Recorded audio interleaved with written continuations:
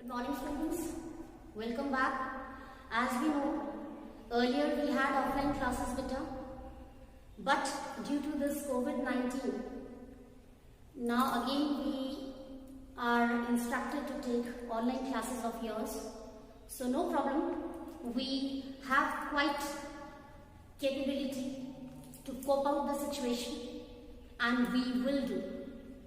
So students, when we had offline classes, we started our first chapter, Challenges of Nation Building.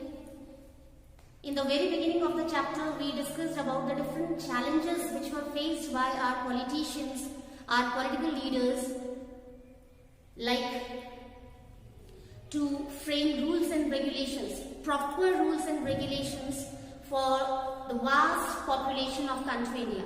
At that time, students, you know, we had the situation of partition. Many people came from Pakistan also to settle down here.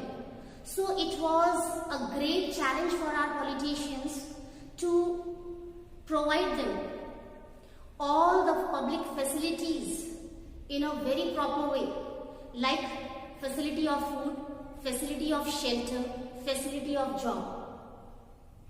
That was necessary to frame proper rules and regulations for the people of country India, so that the country could go on the way of development and progress properly. But more than that, that was also the challenge which I told you just before a few seconds, that to provide them public facilities so that they could have a very good life. Then another challenge was to maintain unity and equality among the people of country India beta.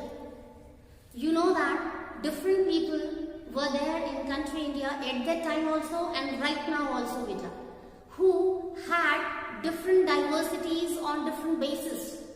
For example, people had different languages, people had different cultural tradition, people belonged to different communities and castes. So it was a very difficult challenge for the politicians to maintain unity and equality better among all those people.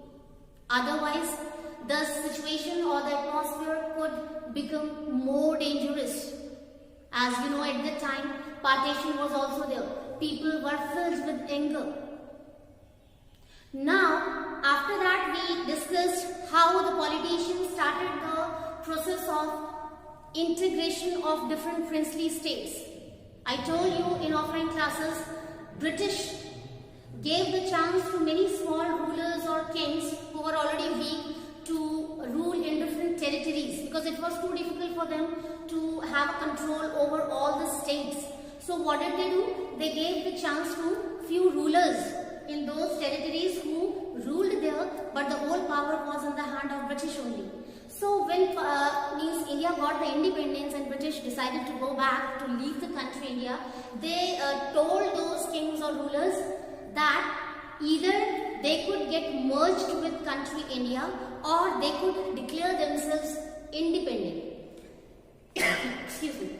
So most of the princely states at that time got ready to get merged with country India, but many states were there where rulers denied to be the part of India, like Junagadh, Kashmir, Hyderabad, Manipur, and we discussed about Hyderabad and Manipur also, how the leader who was known as Nizam in Hyderabad behaved too brutally with his people, and finally how people stood against him and he was forced to accept the ruling process of the Indian politicians so easily. At last, yes, he accepted that the Hyderabad state should be the part of country India.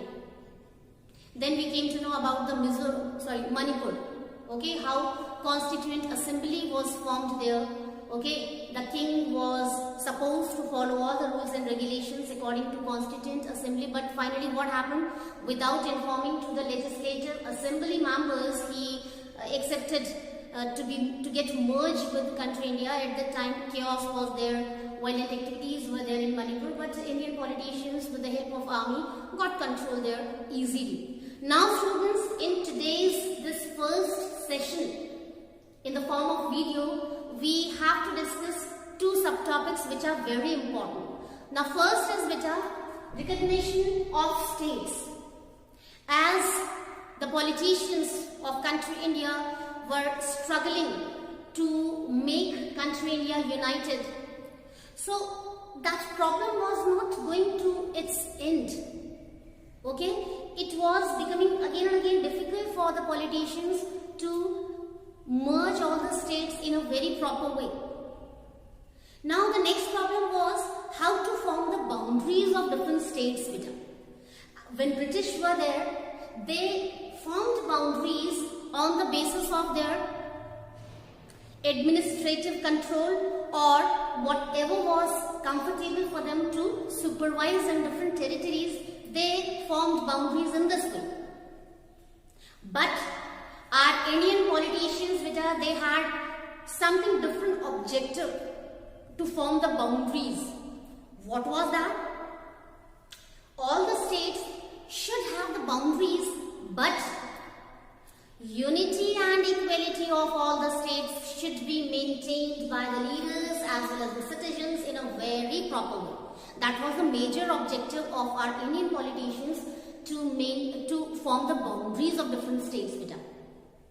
They did not like that the situation of partition could be repeated.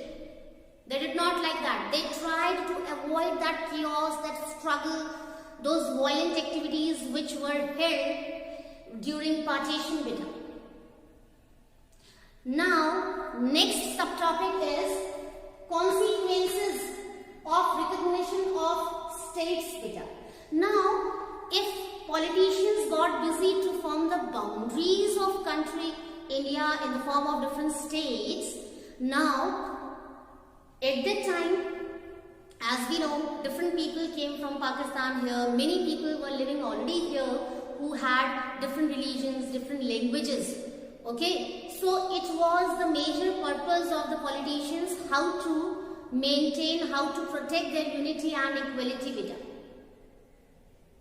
Now, what happened when the politicians started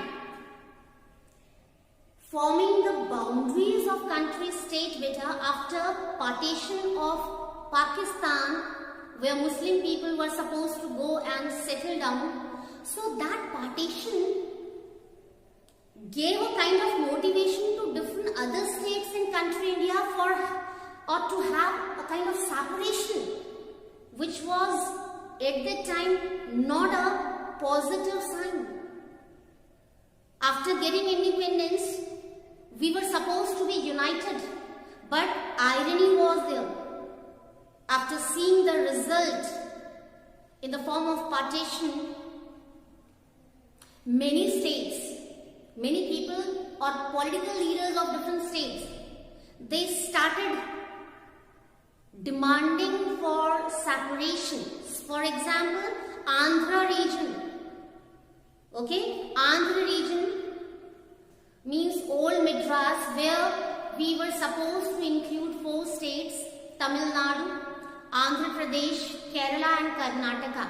That region was known as earlier Andhra region. So the political leaders of that region started demanding for separate Andhra region, Andhra Pradesh, and many people under the leadership of Potti Sriramalu started a kind of movement, Vishal Andhra movement. The name of that movement was Vishal Andhra movement. Now, Potti Sriramalu decided to have indefinite fast. He stopped eating. Amaran Anshan he started to do. He did not take a single food item. And after 56 days of his indefinite fast, he died. His death made all the people who lived in Andhra region angry. People started coming on streets, slaves on roads. People went on strikes. The people who worked in different fields, who had different occupations, they went on strike. They stopped working. Many people started organizing rallies. Kind of julus was there. Many people started following violent activities. They were filled with anger. And finally, to stop that violence beta, our political leaders decided that separation should be there of Andhra region. And then we had these 4 different states beta. In 1952, that separation was held. That decision was taken by the politicians in 1952. Now next subtopic beta, we will discuss in our next video. Till then, take care. Have a nice day.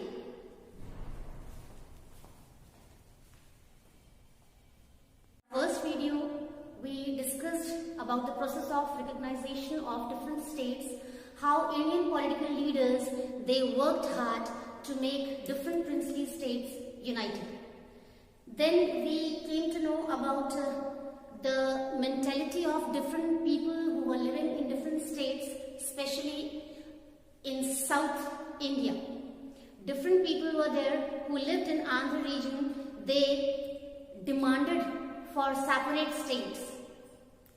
Under Andhra region, we came to know that 4 South Indian states were there, which we have in this present situation: Kerala, Karnataka, Tamil Nadu and Andhra Pradesh.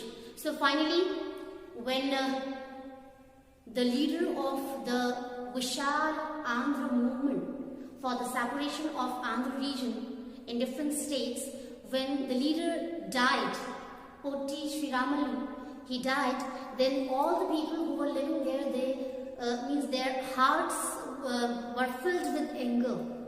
Okay, and then they started doing violent activities in India for fulfilling the demands. The demand of separate Andhra region, the separation of Andhra region.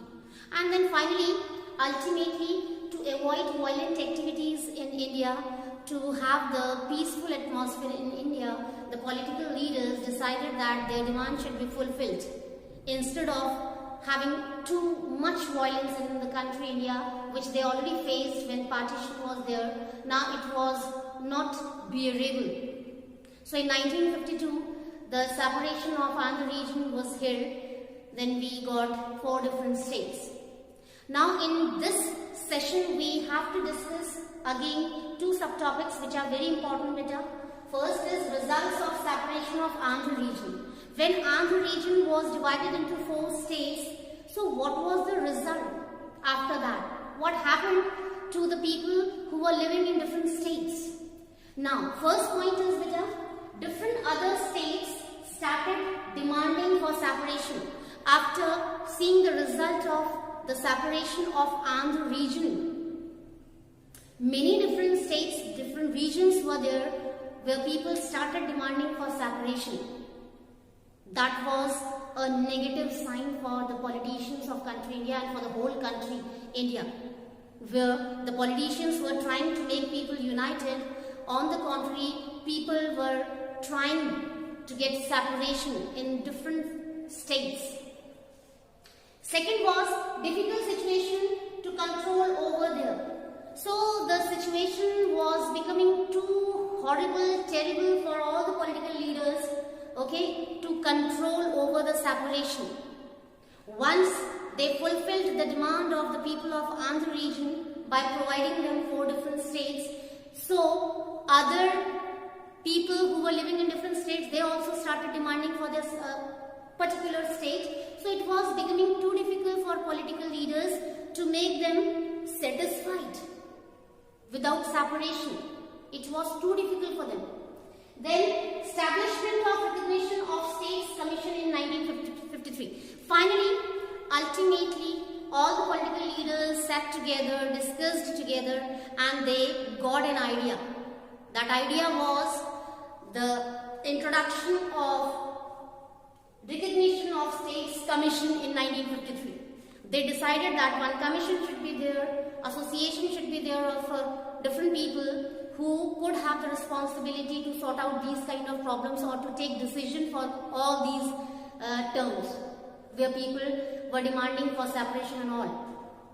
And the most important thing was, beta, people were demanding for separate state on the basis of their language, especially. Because in Andhra region, the people who were living, they were speaking Telugu.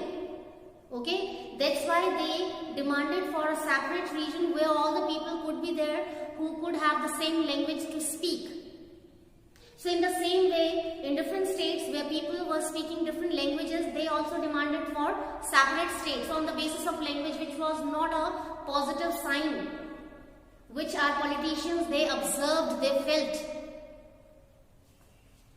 Finally, many states got separated like Punjab, Haryana, eastern states, Uttarakhand. Okay, you know that. In 2002, we also got separated from Uttar Pradesh and we got a new state, our own state, Uttarakhand. So, after the separation of Andhra region, many states got separated. Punjab, Haryana, then many eastern states were there. Our Uttarakhand was there. Chhattisgarh, Jharkhand, many states were there. Now, next subtopic is belief of Indian leaders towards separation in positive way. Earlier, what happened when the process of separation of different states was going on, our leaders, they got scared of all those things. They started thinking that separation of different states could affect the unity and equality of our nation, India. Might be people could start discriminating other people who are not belonging to their own language. They could not give them chance to settle down in their state. The situation could be drastic, could be hazardous. People could have conflicts, people could have struggle. People could follow the violent activities against discrimination and all. Our leaders, they were thinking in this way in the beginning. But ultimately, gradually what happened after separation of different states on the basis of language, tradition, culture and all, our leaders, not only our leaders, all the common people started observing one major thing, which was very good thing. It was in a positive way. And what was that? The different people who demanded for separation and who got a particular state according to their demand, they were living with full unity and equality. People became more united, more integrated. What our leaders thought that it could affect our unity and equality, irony was there. People were living with love, peace, harmony, respect, and still today we are fortunate that all the Indians are quite efficient to maintain this unity and equality nicely, perfectly better. Now, in first video and in the second video we came to know about the recognition of the states, how politicians, they faced so many problems in the process of separation of different states, how different states after separation of Andhra region got motivation to get separated, and then finally how politicians came to a conclusion that separation of states was not a wrong decision which was taken by them. It was totally perfect for maintaining unity and equality of all the people in the country. So that's all for today's session, students. In the next session, we will meet again with our new chapter with new subtopics. Till then, take care. Have a nice day.